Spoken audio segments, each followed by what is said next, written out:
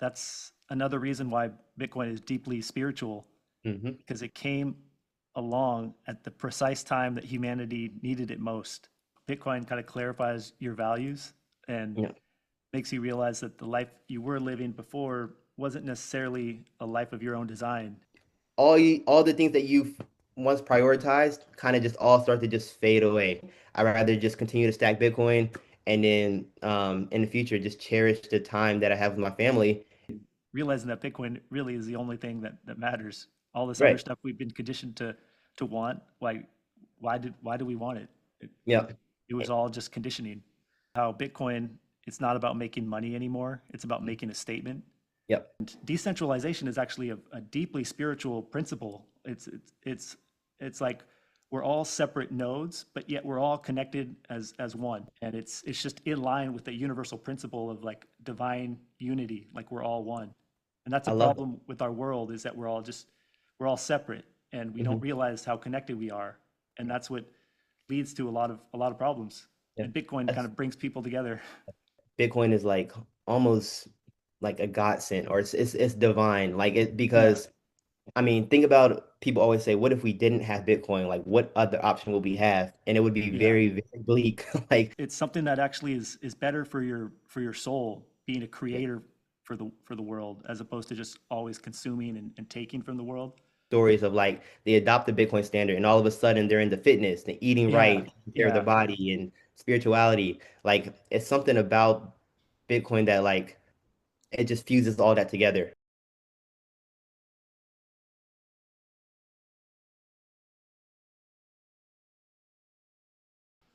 All right, welcome to episode 2 of The Signal. We've got Nolan Martino here.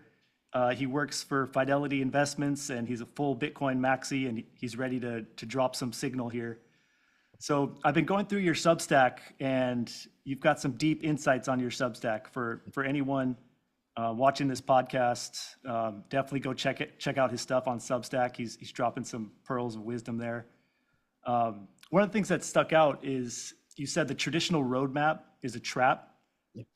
So what made you start questioning it at such a young age, and why do you think so few other people do that same questioning that you did?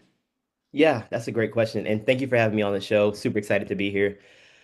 I don't know. I just think it was, I always said that it was something in me as a kid. I just knew something wasn't right. Like the prescription that they tell everybody to do or follow, go to school, 18, go to college, work for 40 years, put your money in a 401k, and then, hopefully at 65 you have enough to retire and spend 10 to 15 years of your life free.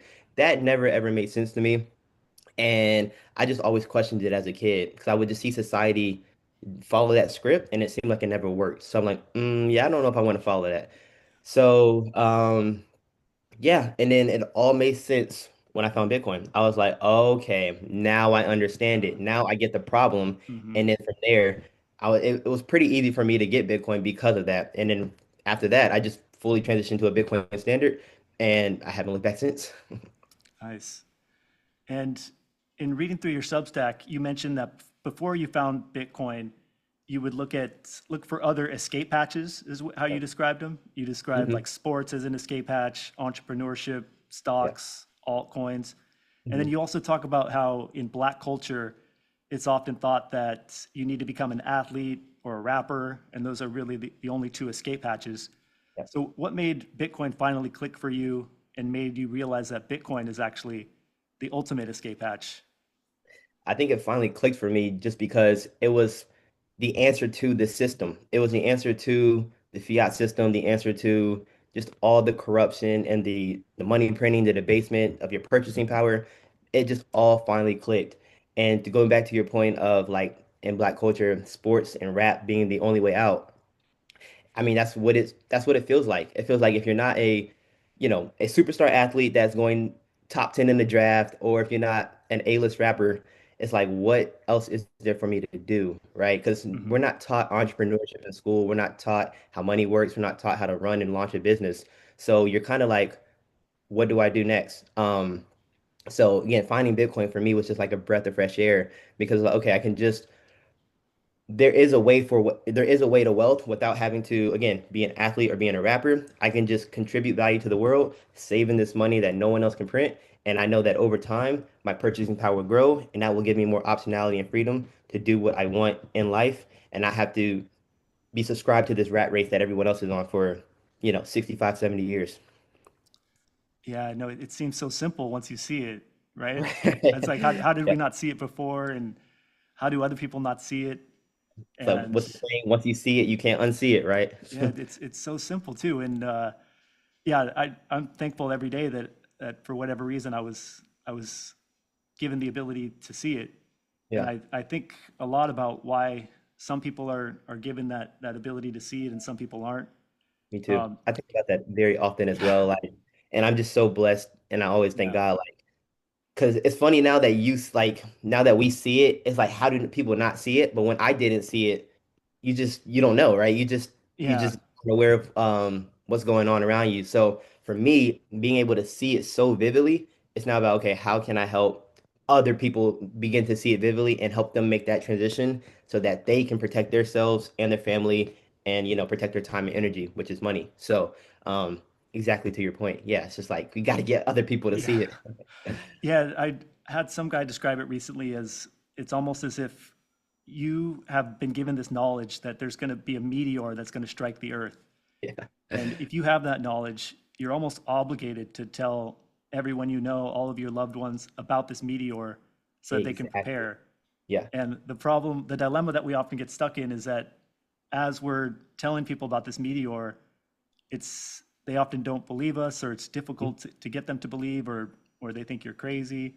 Yeah. So I it's a love tough. the and I love the term you use, obligation, because Yeah. that's what I tell my parents and my friends and family. That's what it feels like to me.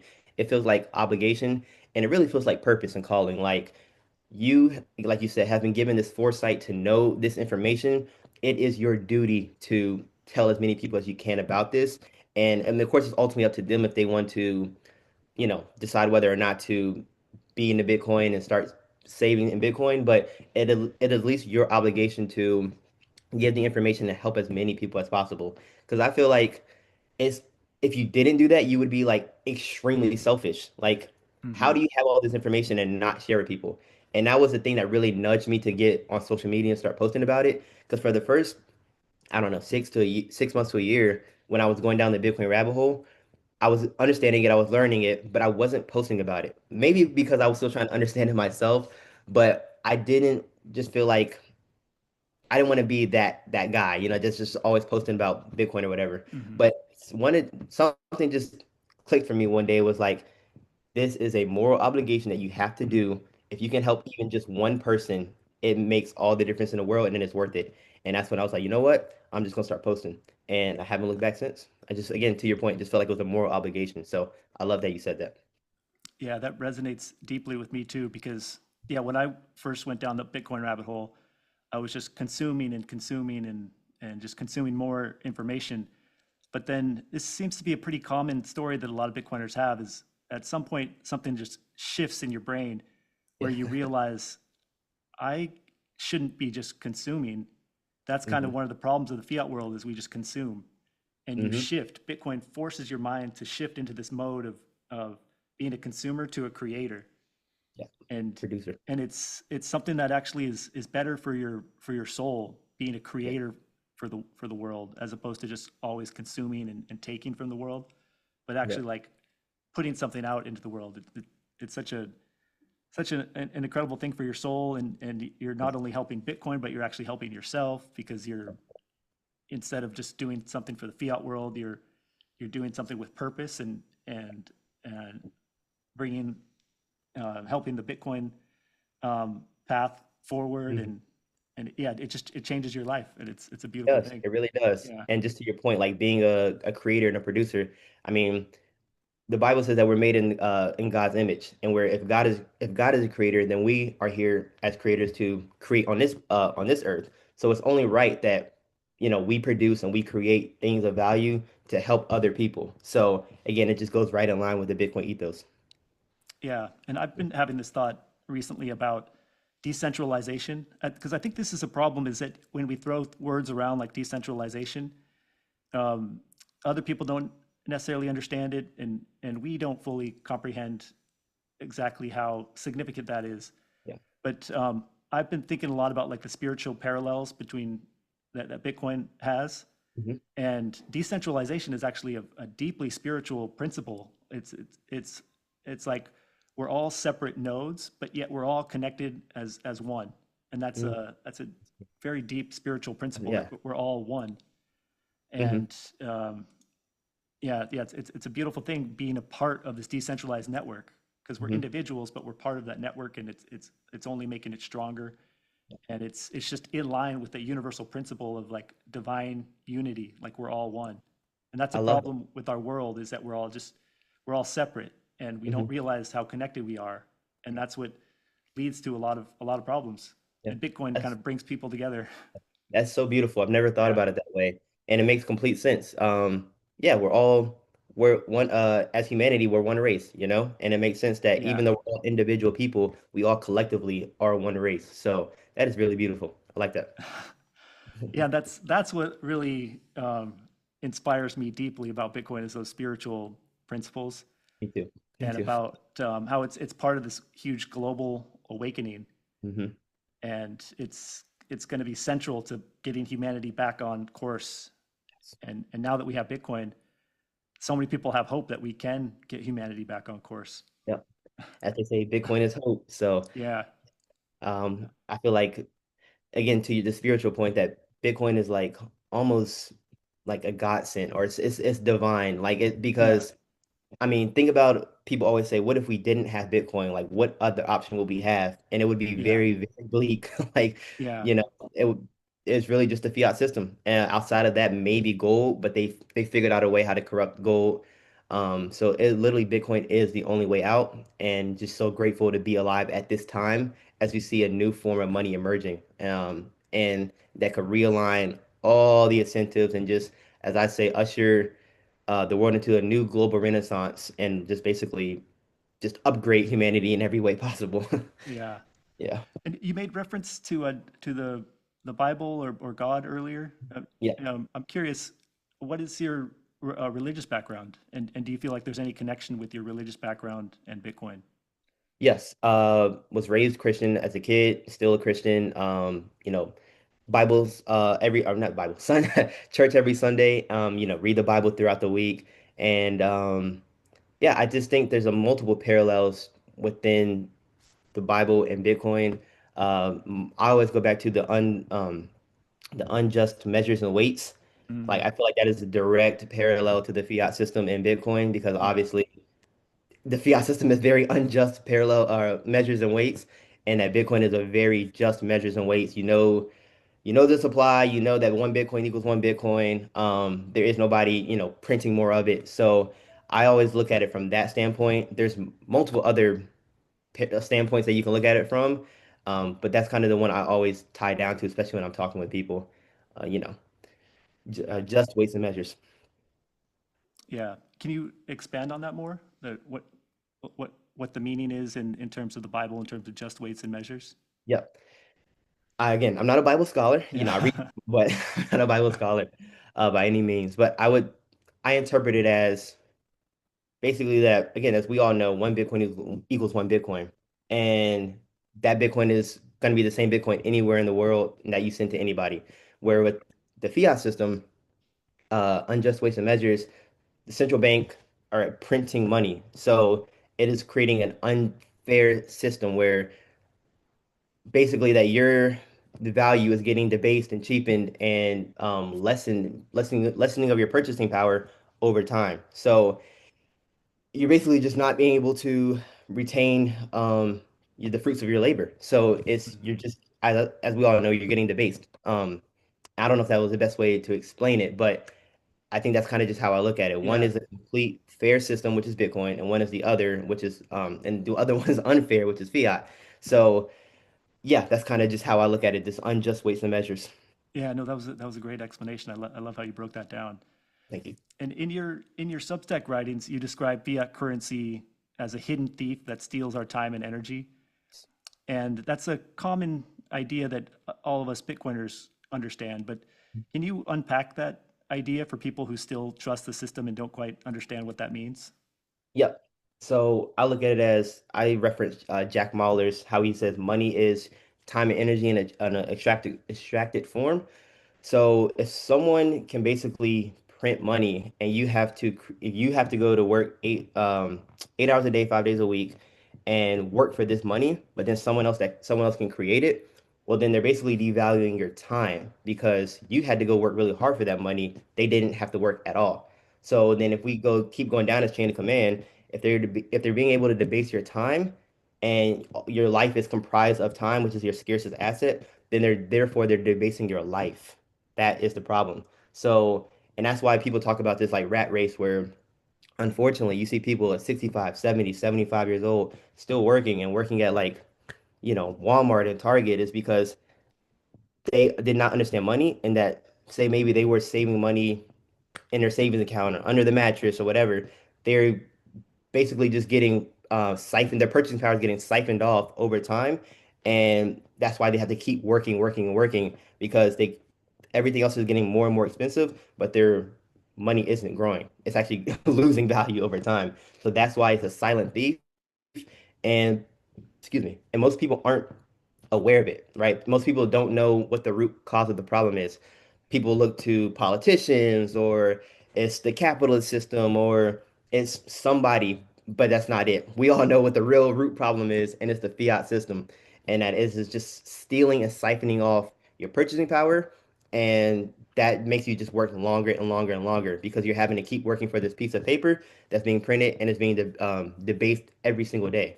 So that's why we talk about if you just can move your purchasing power from one system to the other, then all that stuff goes away. You get to retain your value, retain your purchasing power, and it only goes up over time, giving you more optionality and freedom to do what you please in the later years. As we know, low time preference lifestyle. So that's kind of how I look at as fiat is a silent thief that just steals your purchasing power if you're not aware of it. Yeah, if you just think about it and understand what's going on, it really is the greatest travesty of all time is Really. your life force getting stolen from you. Your Mhm. life force is this priceless concept, and they can just it's just getting stolen from you, Oh yeah. and it's happening to everybody. And all you have to do is just move your energy out of the fiat system and into Bitcoin. Yeah. It's very simple, and then you prevent that travesty from happening to yourself. Yeah. It And that really is a yeah tragedy. I mean, yeah to think that you're working your entire life for this thing and it's just being literally just your time and energy is being stolen from you. And I think that's the thing that aggravates me the most about the fiat system or just like about the entire system as a whole and why I became so passionate about this is because and it goes back to what we mentioned earlier of like always knowing something was off with the system and that we finally have an answer to it and understanding of it, it's just that they are literally robbing people's lives if you think about it yeah because it's just like people can't then be like they can't do what they were came here to do on this earth, right? If someone is a beautiful artist or a musician or whatever and but they can't give all their time and energy to that because they're having to put food on the table and take care of their family. So you have this massive skill and talent that you were divinely gifted, but you're not being able to exercise it. Um, you're not ever being able to exercise it because that you're always having to work harder and harder and harder for this piece of paper, and those talents and skills and gifts never gets out to the world. And that's what we talked about earlier. It's just like it's so soul crushing because you're not actually living in your divine purpose. yeah. Yeah. There's this meme that has been going around recently that I think hits home for people that don't really get Bitcoin.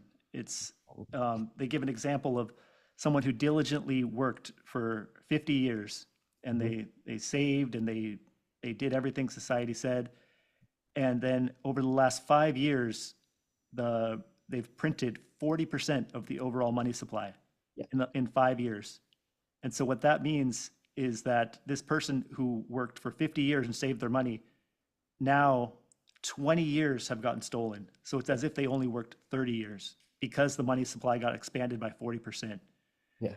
It's just in just 5 years. So it's those it's just 20 years of yeah. blood, sweat, and tears and energy and life force just erased. It's it's the it's just so unjust, and I know Yeah, exactly who you're talking about. I actually yeah. have it saved somewhere. Yeah, it's just a tragedy. I mean, and those people are usually 65, 70, nearing retirement. Imagine the people during COVID, right? They're seeing all this stuff unfold. They may have just entered retirement 2019, 2020, and then they see the tsunami of money printing happening, and they just see all their savings just get cut in half, as you said. I mean, that it has to be just demoralizing, knowing that, say, 2019, you're looking at your retirement portfolio like, hey, okay, I got enough to retire. I'm good. I can take care of myself and my family. And 2 years later, you're looking at it again, and it's like, oh, I got to go back to work. Hmm. Like that is just, I, it's just sickening. It's evil Yeah. to me. It's really just evil. So again, just getting people to understand that all you have to do is just transition your time and energy and your from one system to the other, and all that stuff goes away. All that fiat mess and garbage literally is just thrown away, and you're on a completely new Hmm. paradigm, a new standard that is going. It's engineered money to protect your time and energy and grow your purchasing power forever. Yeah. You gave the example of the artist. Yep. So can you explain how if the artist were to shift over to a Bitcoin standard and once more people shift over to the Bitcoin standard, how that is going to lead to this global renaissance that you referenced? I just think is that people are going to finally be able to follow their passions and the things that mean the most to them. So, say, somebody coming out of college, they can maybe work for 5, 10 years at a job or whatever, make the money they need to make, store it in Bitcoin, and then in 10 years' time, you've 5x, 10x, 20x your purchasing power. And now you have that optionality. If the Mm, job that you're at you don't like or you want to do something different, you can leave and then now go follow your passions, open that dream business, travel the world. You have freedom and optionality to do that. But in a fiat system where houses are getting more expensive, food is getting more expensive, everything is getting more expensive, you don't have that optionality. You're out here just trying to survive. mm, So that's just that paradigm shift, right?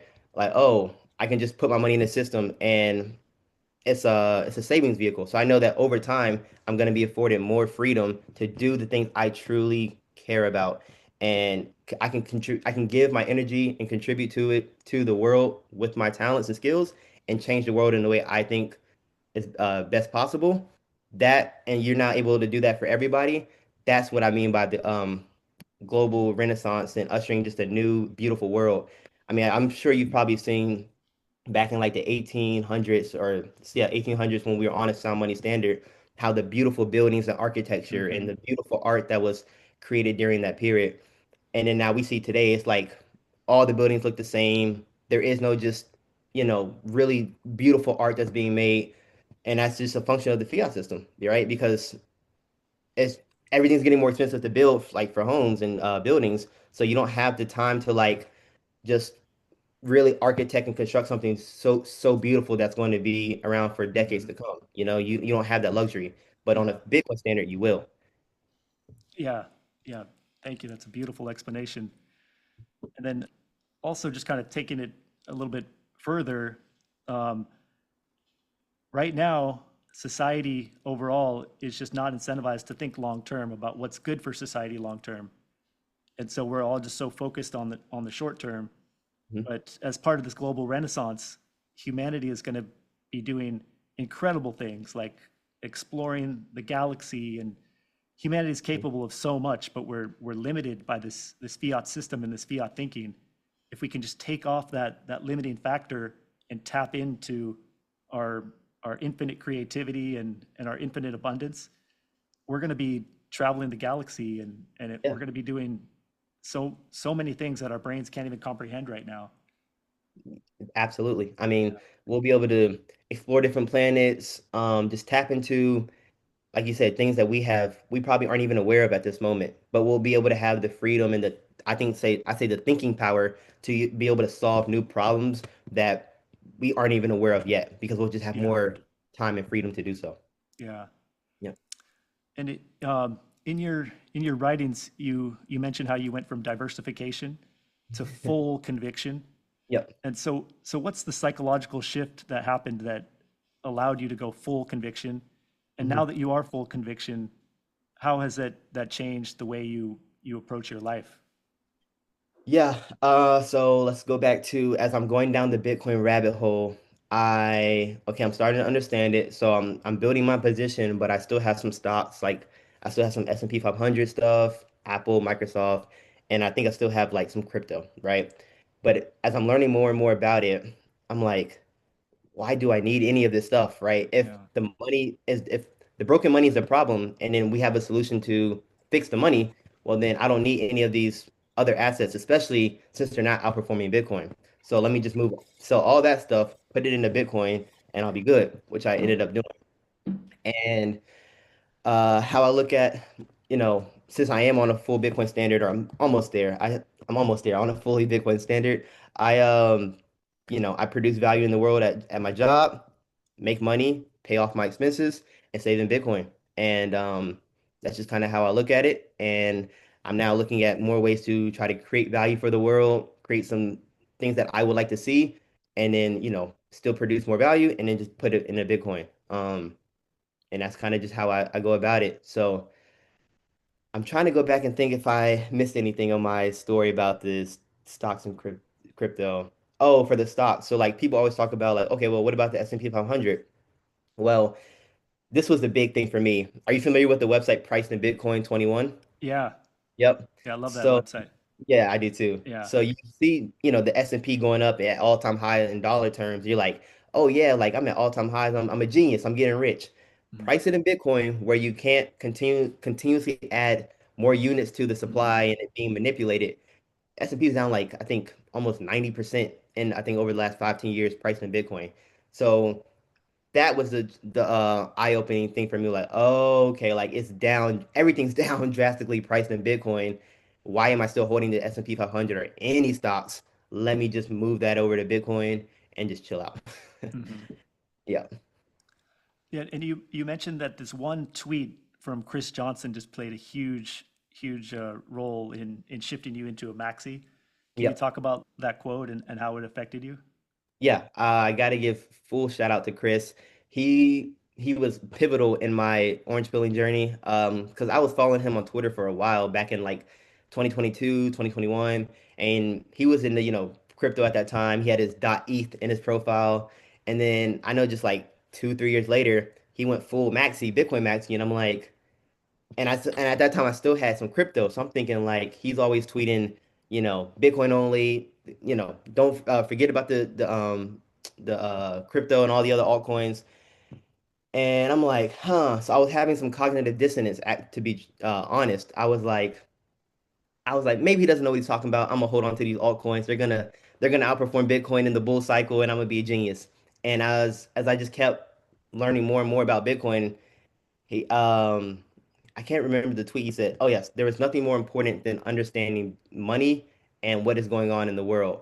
And that led me to the hidden secrets of money. Are you familiar with that playlist No. that episode? You have to watch that on YouTube. It's the Hidden Okay. Secrets of Money by Mike Maloney.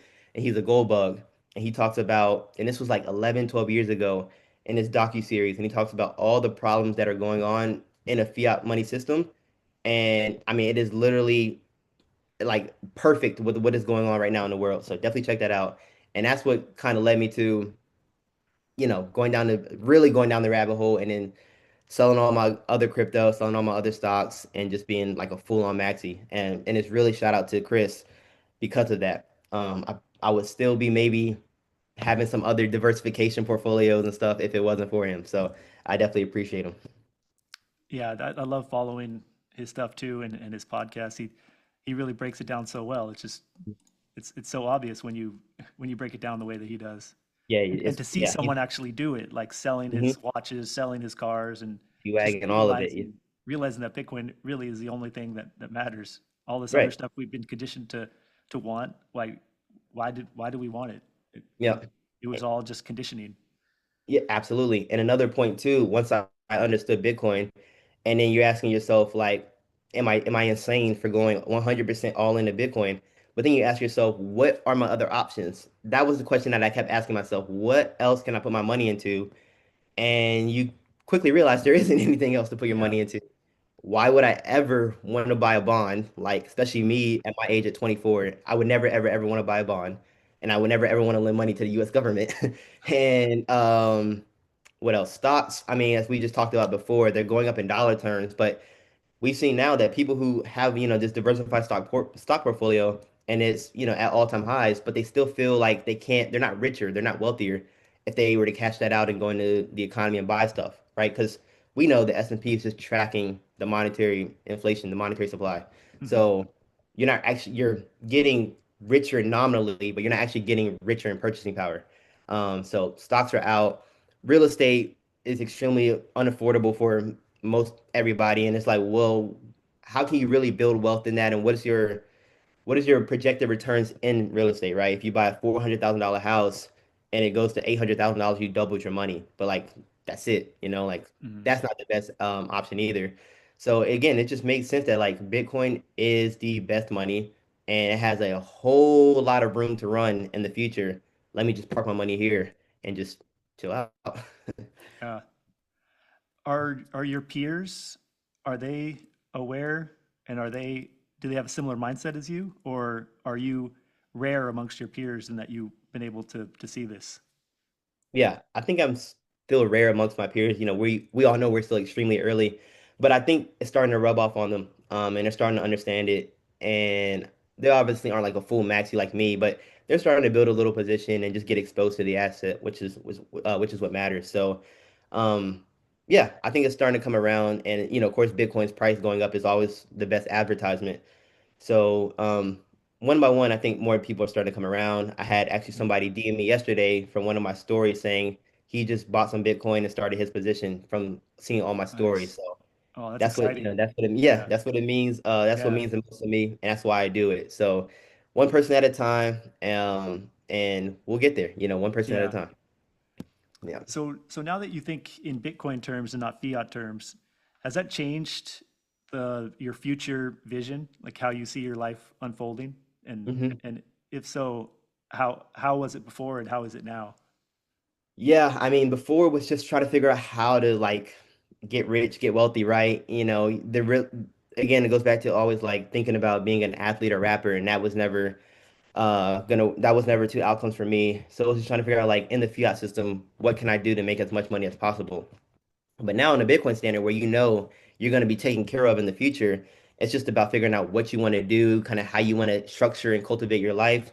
So for me, I definitely want to travel. So, travel the world, see all the beautiful sights and experience that hopefully with my future family, and continue to do just purposeful work that I just wake up energized, want to do every day, and that I feel like can change the world, which is extremely important to me.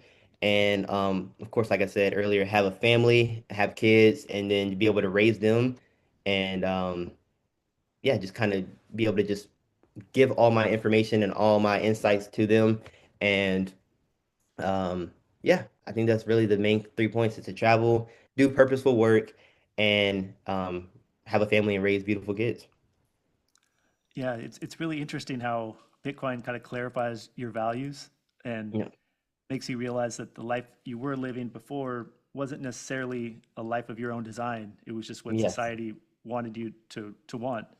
Yeah. And so, yeah, And yeah, yeah. Go yeah, ahead. to that point, sorry, I forgot about something. Is now like I'm actually gonna write a Substack on this, how you don't change Bitcoin, Bitcoin changes you. And the things I want, like I've always had on my dream board a Lamborghini Aventador SVJ and the Lamborghini Urus truck. And as I just continue to learn more and more and go down deeper into the rabbit hole, all that stuff kind of just slowly starts to fade away. Like, does still a little bit of me want the Lamborghini? Of course. But it used to take up so much importance of me in the fiat system. Like, I'm gonna be a multimillionaire and I'm gonna have all these cars and like, I'm gonna be like just materialistic. Now it's like, if I have the car, cool. If I don't, cool. Like, I'm good either way. So that's another thing that's kind of changed in the Bitcoin lens. And it was tough at first, right? Because it's like all the things that you've once prioritized kind of just all start to just fade away. Like having this massive house as well was one of my Mhm. goals. Having this huge mansion and cars and stuff, like that stuff just isn't important anymore to me. I'd rather just continue to stack Bitcoin and then in the future just cherish the time that I have with my family. And then I rather pass off my Bitcoin to them rather than pass off a Lamborghini and a massive house, you know? Like Yeah. that stuff is more important to me now. And if the cards and stuff come, cool. If not, cool. Like I'll be all right. Yeah, I resonate very deeply with that because that's my exact experience. Where before, yeah, I wanted the big house and the cars uh, and to compete in that rat race, but now all of that just went away, and Yeah, I it feel goes so much away. more at peace that Yeah, now you that do. why did I want that stuff, and that stuff, if anything, it was just a chain that they would have been chains. So I'm Literally. so glad that I figured it out before I went down that route so that I don't get trapped with those chains. Exactly. And that's exactly how I look at it. I'm glad you said that term change because that's exactly what it is, right? Having a big house and having $1 million mortgage, to me, that doesn't feel like freedom anymore. Or having a Lambo and having a car note. Like that's not freedom to me. Having freedom is being able to just wake up, do what you want with your time, again, do purposeful work and be able to just enjoy your day and not have to, be at the whim of somebody else's schedule for for your life, So, yeah, I just completely resonate with that as well, right? I'm at the point where I want as little like not responsibilities, little I guess maybe responsibilities like to me. So I don't want if I don't have to have a mortgage, I won't want to have a mortgage. If I don't have to have a car note, I don't want to have a car note. I'm good on buying a bunch of clothes and stuff. Like I just want to be able to, have my stack of Bitcoin and be able to do what I want. And that's I think the Bitcoin journey, right? That's what it does to Yeah. you. Yeah, so people that are on the Bitcoin journey know exactly what you're talking about. And I sometimes struggle to explain how that shift happens. It's Mhm. just Bitcoin just it changes you, but how exactly does it make these changes? Like how did it shift us from being materialistic to not materialistic? Do you have a good explanation for Yeah, that? I think, yeah, excuse me. I think the biggest indicator or the biggest thing that causes that is which we all know is the low time preference lifestyle, Hmm. right? In the fiat system, which we don't really know, but we kind of just like subconsciously know that the money is not holding value over time, right? So you're incentivized to go spend it, right? We're consumers, right? We make money, we don't think about saving it. Let's just go to the mall and buy stuff. Let's go out and get food. Let's go to vacations that we know we can't afford. Let's just go spend, spend, spend. That all again goes out the window too in a Bitcoin standard low time preference lifestyle where you know there's an opportunity cost to spending that Bitcoin, which is the thing for me. Hmm. I always talk about with my family, what is the opportunity cost? So, um, yeah, in a low time preference lifestyle, you know that you're gonna have more in the future, so you're very, very hesitant, or yeah, you're very much more hesitant on what you want to spend that money on. You're not gonna spend it on garbage, because you know you're gonna miss out on that opportunity cost. And I think that is the sole reason why Bitcoin changes you. You're going from just a high time preference lifestyle to a low time preference lifestyle. So again, it just goes back to a lot of your priorities and things that you thought mattered, they don't matter on a Bitcoin standard. Yeah. Yeah, there's this concept called self-Bitcoinization, which is how Bitcoin changes you. And Okay. I've heard it's that a one. it's an incredible concept, and it's incredible to see the self-Bitcoinization process in people and in myself, because I've always been someone who liked to read self-help books and go to seminars and search for something deeper, and always striving for the next tip or Yep. next like piece of advice. And so I would go to these seminars and read these books, and you get some good tips, and you get a temporary high from it. But Hmm. this Bitcoin is like this permanent paradigm shift that it's everything I was looking for, and it automatically happens when you embrace the ethos, and you don't have to look for a book or go to a talk. It automatically just Yeah, you just like makes these embody changes. that stuff. Yeah, Yeah, you like embody yeah, that self-help ideology, right? And yeah, I'm sure you've seen other people's journeys and stories of like they adopt the Bitcoin standard and all of a sudden they're into fitness, the eating yeah, right, taking care of their yeah, body and spirituality. Like it's something about Bitcoin that like it just fuses all that together. I guess it goes back again to the low time preference lifestyle. And yeah, it's just amazing to see that change in people where they start caring more about, as I just mentioned, all that good, all that stuff, rather than just being a high time preference, nihilistic consumption person. Yeah, yeah, it's crazy how the orange pill with money in terms of Bitcoin, how you see how things are just not as you always thought they were. Hmm. How there's like so much more to it, and there's a lot of um, negative forces behind things that you never would have expected. You just think, Right. oh, it's money, the government has our best interest, but then you realize all these negative forces behind it, and then it just makes you think about other areas of your life where Yeah. you had never questioned it, and then you Yeah. start questioning other areas.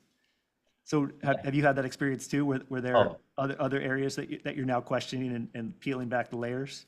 absolutely. Everything's up for questioning now. Yeah. Understanding Bitcoin, right? The food racket, Mhm. like Yeah. everything that you thought you were told as a kid, hey, this you should eat this, and this, and that. That might not be true. Obviously, pharma. There's a Mhm. whole racket with that, and I haven't went down those rabbit holes specifically of like, exactly what food to eat. I'm still trying to figure that out myself and diet wise and things like that. But you just start to again question everything. Obviously, that the government doesn't have your best interest. Yeah, like I'm kind of like an anarchist. I take after Eric Carson and just like I want the government as small as possible. I want Mhm. them out of my life, and they should only be there for like to put criminals in prison and just to make sure they're like as Larry Lepard calls them, like a referee. They just Mhm. are a fair referee.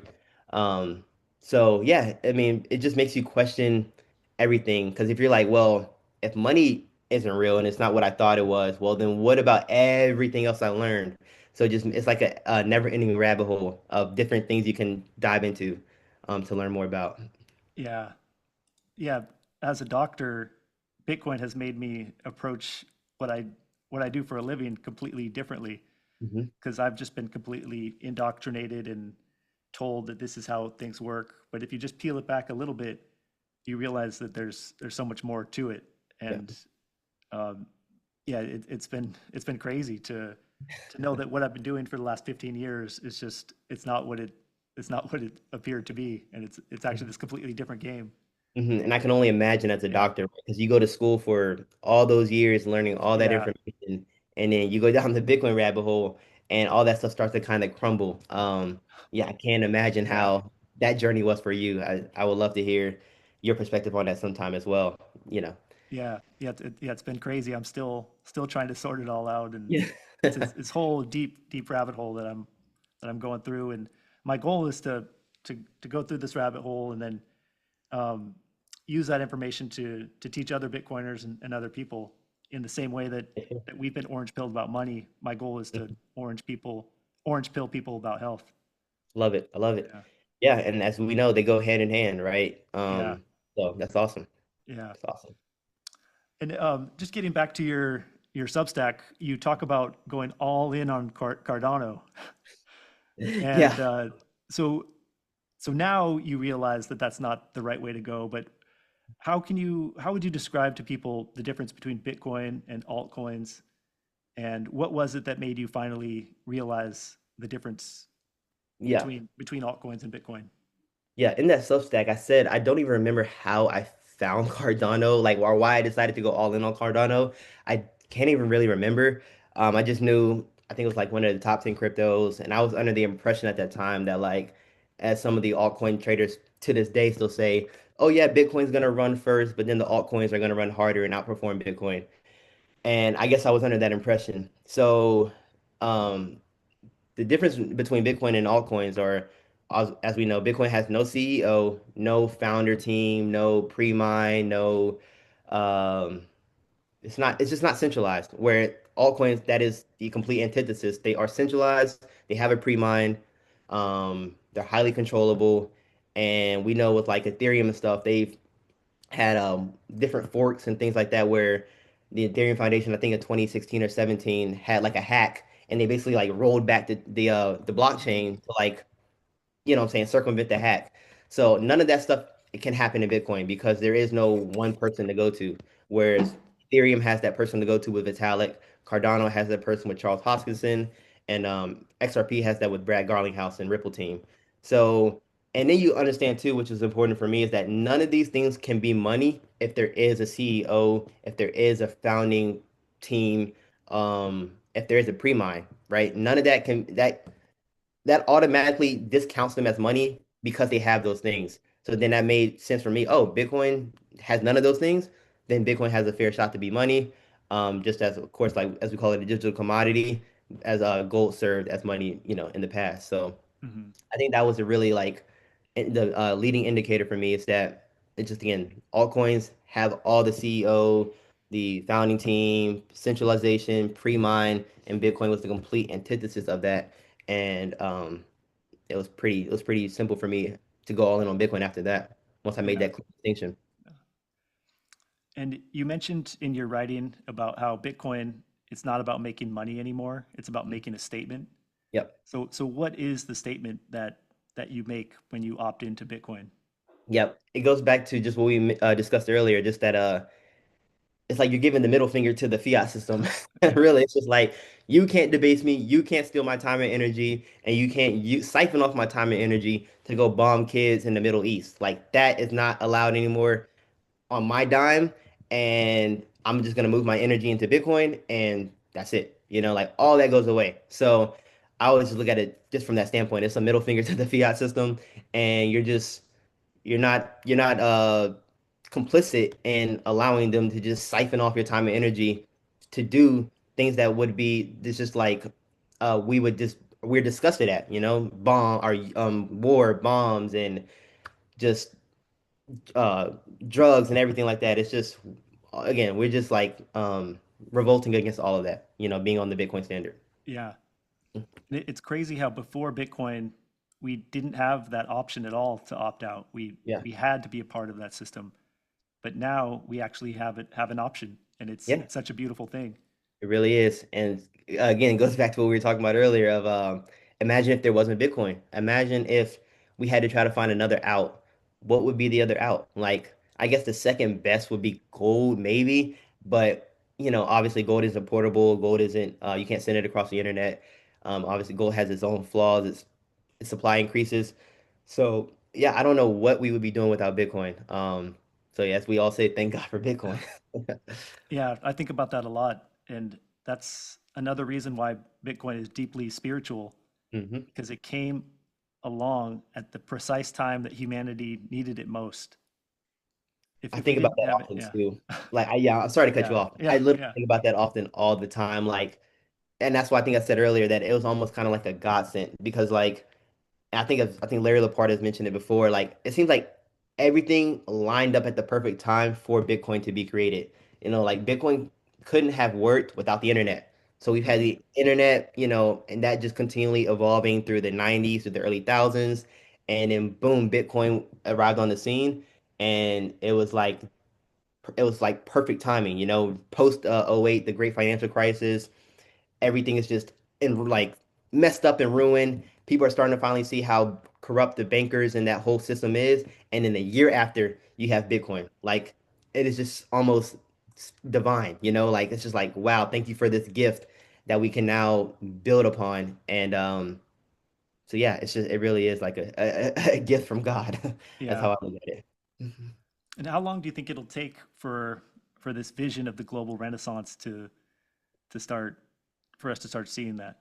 Yeah, I oscillate on time periods. It depends on how quickly the fiat system crumbles on itself. Like if we go in, I don't know if you're familiar with like the fourth turning, that Yeah, ideology. yeah. I mean, if we really are in the fourth turning, which I think we are, and stuff really starts to accelerate, we could be on a Bitcoin standard by 2035, 2040. Or, but if that's not the case and the fiat system continues to limp along, it could maybe last for another 40, 50, 60 years. And then, hopefully more and more people are starting to understand the problem. And then we all just gradually get on the Bitcoin standard. And then we can start to usher in that new world that we want to see. So I don't have a definitive time period. I hope obviously because I want to see it sooner rather than later. Hmm. But I think it kind of just depends on one, the education, educating as many people as we can, and two, just how quickly the fiat system crumbles because it's really going to accelerate if we go into hyperinflation in 2035, 2040. Then people will have no choice but to try to find any way they can to protect their time and energy. But if again, if this the fiat system, which can if it can limp on for a longer and longer and longer, it might be prolonged, but we're eventually going to get there. Yeah. Yeah, Yeah, that's a great answer because yeah, there's no way anyone can predict it. And right. oftentimes, as Bitcoiners, we get impatient because we want to see it happen sooner rather than later. But what I recently started realizing is that regardless of how quickly it happens, when people look back at this time period that we're in right now, Mhm. they're going to see that this was the beginning of that global renaissance. So we're in it right Yeah, now, essentially. So very- whether yeah, it starts in 5, 10, 15 years or 30 years, it doesn't matter because we're in the beginning right now. And yeah. how lucky are we to be here right now at the beginning of this global renaissance as it Absolutely. And early unfolds. adopters. Yeah. Yeah. I mean, I remember I think Jeff Booth once said that people talk about, oh yeah, like Bitcoin is the future of money. But we're already living in the future now for Bitcoiners, right? Hmm. Everything is getting Hmm. cheaper for us over time. Um, yeah, we're already in the future now. So we're just waiting for the rest of the world to catch up. Wow, Really. that's deep. Yeah, that's Yeah. deep. It's so true too. Yeah, exactly. So, um, and think about all the freedom and optionality that Bitcoiners have gained from adopting Bitcoin. Eventually, like I said, the rest of the world's going to catch on, but unfortunately, they're going to catch on at a later and a much higher Bitcoin price. Yeah. As you know, we just got it early. We've understood it early. So, Yeah. yeah, Yeah, well, I really appreciate you coming on. I know this is your first podcast. This is my second podcast, but yeah. whenever you get two Bitcoiners together, it's always a very interesting discussion, and you can feel the energy. And yeah, I can't wait to keep reading your stuff. Thank you. Where else can people find you if they want to hear more about your thoughts on Bitcoin? Yep, I'm on Instagram and Twitter at Nolan Martino all together. Substack at Nolan Martino as well. And I think that's about it. I'm on Instagram usually ranting on my stories or posting stuff, same on Twitter. And I'm continuing to write some more things for Substack. And I really, really, really enjoyed this podcast and I enjoy being able to have the opportunity to come on here. So thank you so much. And we definitely got to have a part two because we can Absolutely. get to talk about. I set up a Bitcoin family strategic reserve for my family. So we have like a Oh, family okay. fund, and I'm working on a Bitcoin consulting business as well, launching that hopefully here in the next coming weeks. So a lot more we can talk about. You know, us Bitcoiners can talk for hours and hours and Yeah, hours. So we'll definitely have a part two and have a catch up later. yeah, absolutely. Yeah, yeah. Thanks so much for coming on, and good luck in your basketball game tonight. And thank you so much. Yeah. And yeah, talk soon. All right. Take care.